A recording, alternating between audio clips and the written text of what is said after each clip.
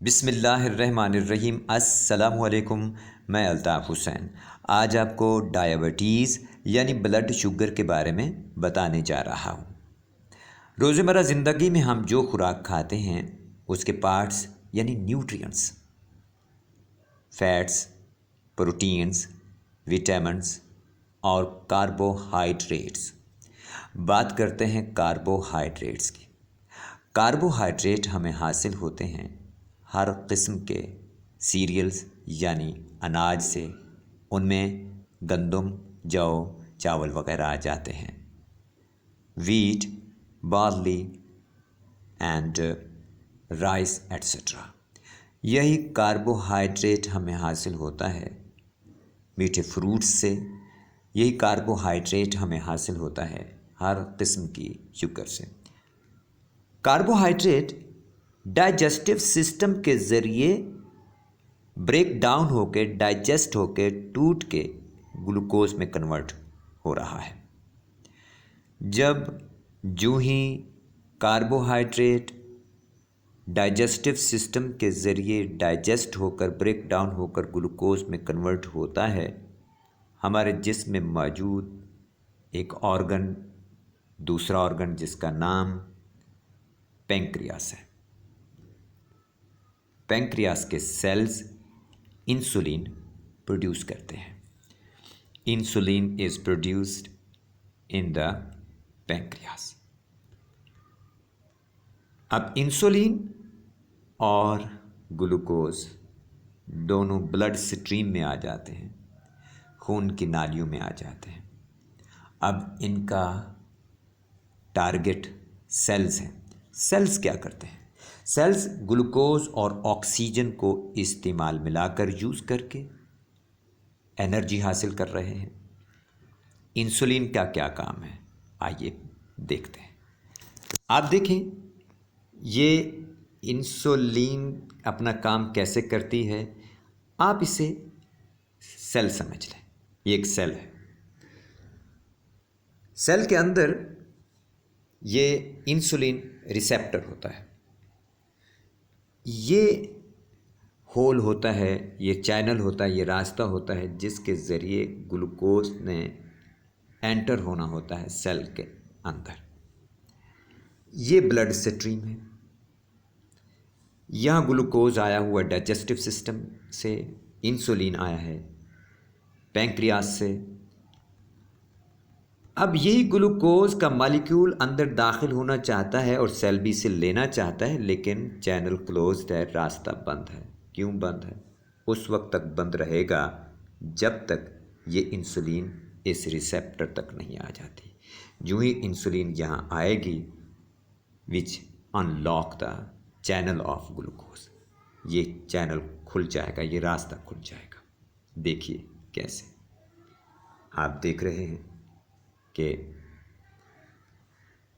ये इंसुलिन अपने रिसेप्टर पर, और रास्ता खुल गया ग्लूकोज का, और ग्लूकोज अंदर सेल के अंदर जा रहे हैं। जब तक इंसुलिन नहीं आएगा उस वक्त तक ग्लूकोज सेल्स के अंदर दाखिल नहीं होंगे। अगर किसी मेडिकल प्रॉब्लम की वजह से पैंक्रियास इंसुलिन प्रोड्यूस नहीं कर रहा, तो ब्लड के अंदर मौजूद ग्लूकोज ब्लड ही में रहेंगे, सेल्स में दाखिल नहीं होंगे। सेल्स उनसे एनर्जी हासिल नहीं कर पाएगा। इससे ब्लड स्ट्रीम में या ब्लड में ब्लड शुगर बढ़ जाएगी, ग्लूकोज लेवल बढ़ जाएगा। इसको हम कहते हैं डायबिटीज़, यानी type number 1 diabetes. Type number 2 diabetes क्या है? वो ये है कि पैंक्रियास इंसुलिन बना रहे हैं, ब्लड में ग्लूकोज भी मौजूद है, लेकिन इंसुलिन रेजिस्टेंस है, यानी सेल्स इंसुलिन का कोई असर कबूल ही नहीं कर रहे। वो किस तरह? अब इसको देखते हैं। ये मैं इसे ज़ूम करके देखता हूँ और आपको भी दिखाता हूँ। यहाँ से insulin enters the blood stream from the pancreas and glucose enters the blood stream from the digestive system. ये सेल है सारा। अब होगा क्या, ये इंसुलिन सेल पर बाइंड होना चाह रही है, बाइंड विद सेल, लेकिन insulin is unable to bind with cell. वो रास्ता नहीं खोल पा रही इंसुलिन। जब रास्ता नहीं खुलेगा, किसका भला? ग्लूकोज का। ग्लूकोज का रास्ता किसने खोलना है? इंसुलिन ने। लेकिन सेल इंसुलिन रेजिस्टेंस है। ये जो ग्लूकोज है ये दाखिल होने की कोशिश कर रहा है अपने होल में, कहाँ? सेल्स में, लेकिन रास्ता बंद है। इंसुलिन ने खोलना था, वो नहीं खोल रहा। दोबारा ये ब्लड स्ट्रीम में चला जाएगी, फिर ब्लड शुगर बढ़ जाएगा, ग्लूकोज का लेवल ज़्यादा हो जाएगा ब्लड के अंदर, क्योंकि सेल उसे इस्तेमाल नहीं कर रहा। ये टाइप 2 डायबिटीज़ है। अब कौन सी डायबिटीज़ है? ये तो डॉक्टर ही डायग्नोज कर सकता है, और डायग्नोज करने के बाद आपको प्रिस्क्राइब करेगा कि कौन सी मेडिसिन इस्तेमाल करनी है। टाइप 1 में पैंक्रियास इंसुलिन नहीं बना रहा, तब ब्लड शुगर बढ़ गई।